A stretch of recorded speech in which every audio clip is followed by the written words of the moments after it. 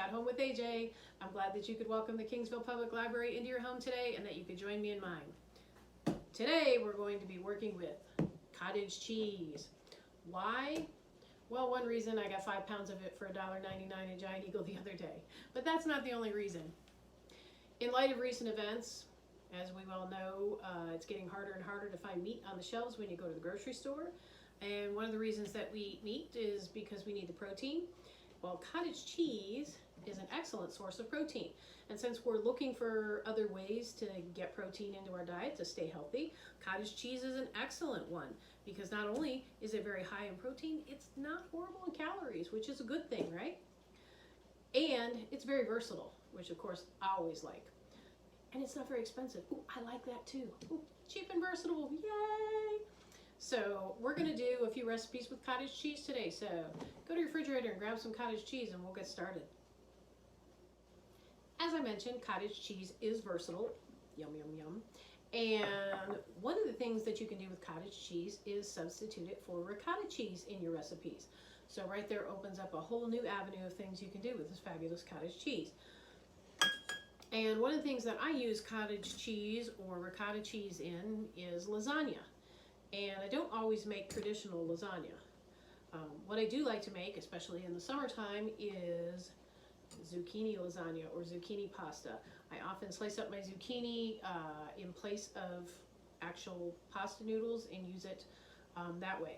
So what you do is you take your zucchini, and what's really fabulous about zucchini pasta is the best time to use your zucchini is when it's starting to, I don't want you to use it when it's going bad or molding, but you know when it's starting to go bad, where you've had it hanging around, you know I got to use this up. And the reason it's good then is because it starts to get a little dry. You'll want to use it when it's drier, or if it's fresh and you want to make pasta, slice it up into the noodles type things that you're going to use, and then put it in the refrigerator uncovered overnight, and that will help dry it out. And the reason you want to do that is because zucchini has a lot of moisture in it. And if you don't use dry zucchini or let your zucchini dry out, your recipes will get a little watery, and you don't want that. Ew, yuck, gross. So you're just going to cut the ends off of your zucchini, and you're going to get your peeler, and you're going to peel your zucchini, or if you can do it with a knife, hey, that's great, you're awesome.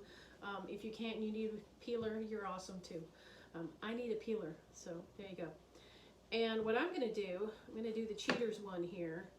I'm going to slice these really, really thin, just like a little, you know, I don't know what's that thin, but thin. I'm just going to get some slices going on here.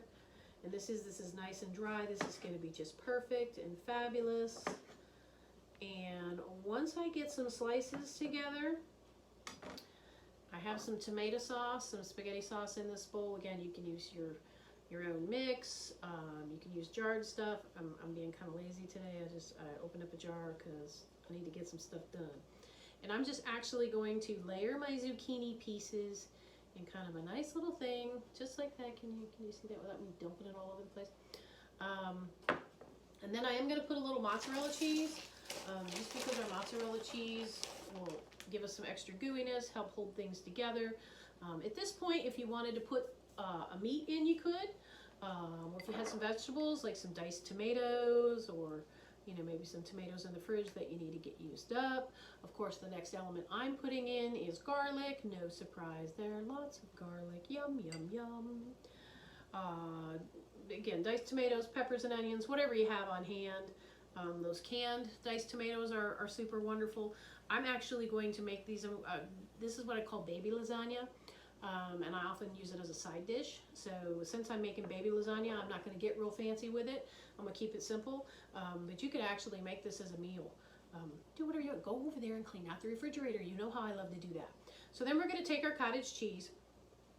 And again, I'm going to say the guidelines for this are going to be in the comments. I don't want to say the recipe because, you know, it's a blob of this, it's a scoop of that. You'll be all right. Go ahead. Try it. It's wonderful. So a blob, a scoop, what was that? Maybe half of a half, that's a quarter, right? Ooh, look at my math skills go. Listen to my dishwasher go. We're going to put a little basil on there. I thought it was done. The dishwasher's not done. And then we're going to put another layer of zucchini over top of it. I'll show you what it looks like in a minute because I'm not going to do this while the dishwasher is running. So my dishwasher is done running and I sliced up some more zucchini. And so once you've put your next layer of zucchini noodles over, you're going to put a little more sauce and a little more mozzarella cheese and a lot more garlic. I was going to say a little more, but you know that's a lie. We're going to put a lot more garlic on there and a little more basil. And I'm going to use just a little bit less cottage cheese this time because it is going to kind of all just sort of sink down together, and that's a lot of cheese, and it is a side dish in this case. So if it were a main dish, throw it on there, what the heck. And then we're going to take our zucchini again, and we're just going to smush that down as we go so that we have these nice big fat zucchinis on top. Yummy, yummy, yummy. We're going to cover that with a little bit of sauce. And you'll want to make sure, just like you would with regular lasagna, that you're covering all of the zucchini with sauce or with cheese, because I'm going to put a little mozzarella cheese on the top. But you want to make sure that the zucchini is covered so that it doesn't burn and get, gross and yucky. Same as a lasagna noodle. And so I have my sauce on top now. I'm just going to add a little more mozzarella cheese. Give that nice crusty yummy brownness on the top as I throw cheese all over the counter. And of course, maybe just a touch more garlic, because you can never have too much garlic. Almost cried the other night. I heard on the news there was going to be a garlic shortage. No. I can deal without a lot of things, but I'm not sure I can deal without garlic. And a little more basil. And so there you go. Pretty simple, just layers of zucchini, cottage cheese, mozzarella cheese, and some tomato sauce. And like I said, any other veggies you want to throw in there. You can put spinach in this too. That's fabulous. You can hide it in there. Your kids and your husband won't know. Shh, don't tell. And now I'm going to put these in the oven, and I'm just going to cook them until the cheese is nice and toasty brown and melty on top. And I have got kind of close to the top, so I'm actually going to put these on a cookie sheet just in case my tomato sauce boils over. That I'm just yucking up a cookie sheet and not my whole oven. I'll be back. And here is our zucchini lasagna, hot from the oven. So now we're going to make some dessert, because you got to have dessert, right? This is an easy one. I took some strawberries and sliced the tops off, halved them up, and put them in my food processor. So they're kind of a liquidy kind of thing with a little bit of powdered sugar to give it some thickness. I saved some of them. And I like this recipe because Disney has something very similar to it. A Disney dessert, yay! They call it rice cream. You can get it at the La Kringla over in Norway, next to the Frozen ride. And so I always like to make sure we have enough time when we're hanging out over in Epcot to go over and get some rice cream. That is on my Disney to-do list. And we're just gonna mix this up. And again, the suggestions will be down in the comments, because I don't know how many strawberries you have. I don't know how much cottage cheese you have on hand. So you're going to mix it until it's fairly thick and a reddish pink. And we're going to stir our whole strawberries in there. Some of those are pretty big. I'll have to cut those down. We'll go ahead and throw some strawberries in there. I'm going to stir in some whipped cream. And again, this will kind of be a matter of taste, how sweet you want it.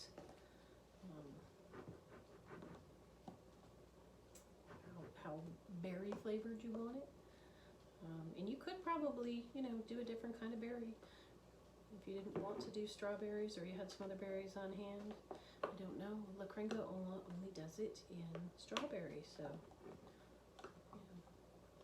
that's how Disney does it. So the next thing we're going to mix up is some spinach dip.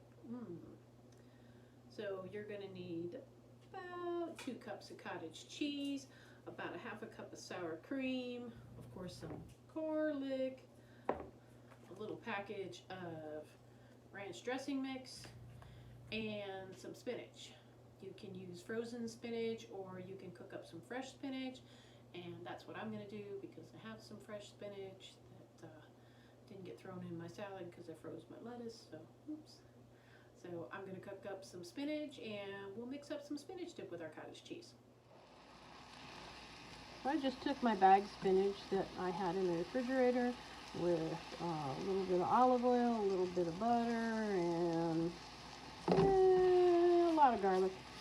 And I'm just going to kick that around until this spinach gets cooked and looks tender. And I'm going to put it into a colander to drain for a few minutes. Get the extra liquid off of it, and then we'll be ready to mix up our dip. So I have cooked my spinach. Let it sit to drain so that it's not too wet. I'm just going to scoop my spinach into my cottage cheese. I'm going to add my sour cream.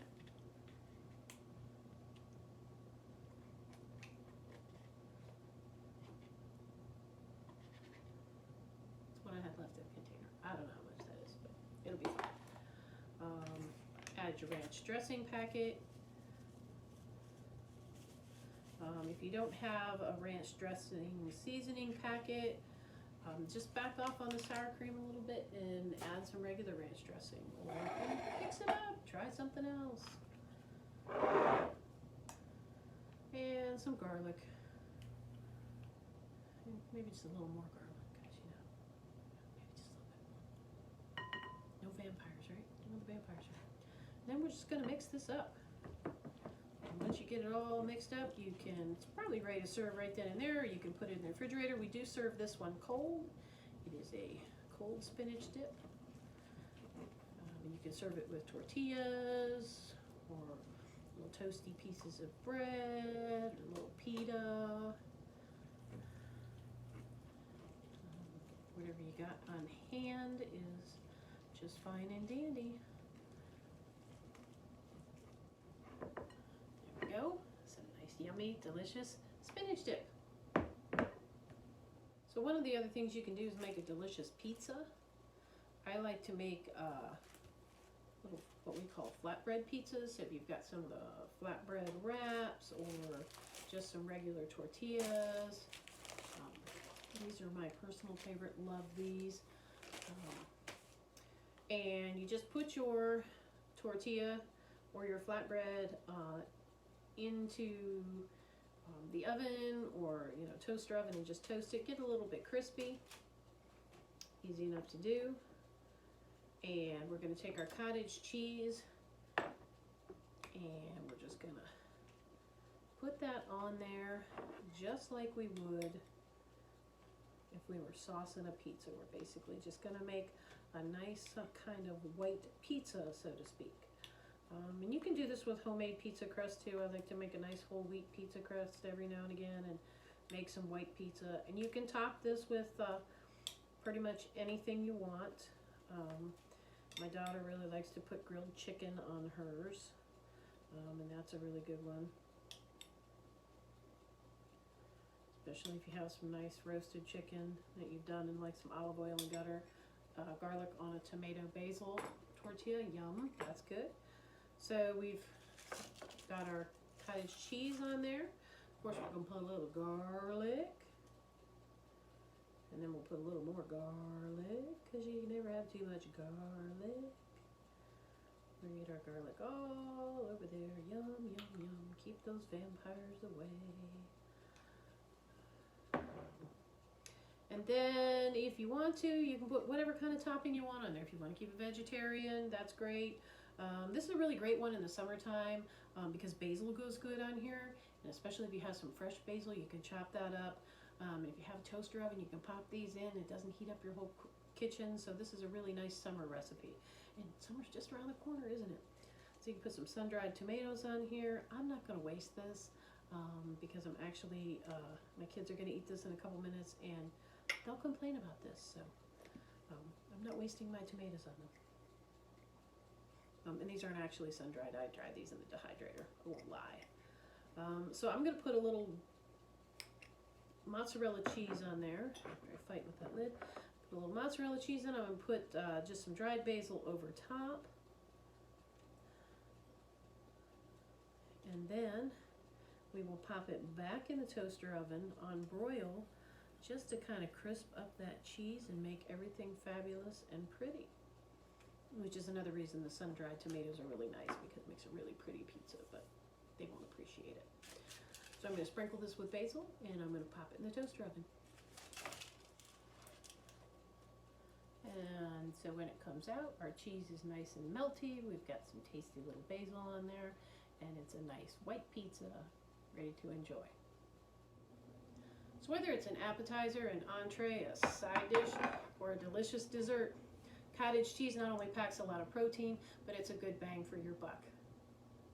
And it certainly is versatile. Thank you for welcoming the Kingsville Public Library into your home today and for joining me in mine. If you enjoyed this video, please like, comment, and share so that your friends can become our friends. If you have questions or comments, you can email us, reference@kingsvillelibrary.org. I hope that you stay safe, stay well, practice that good social distancing, and we'll see you real soon.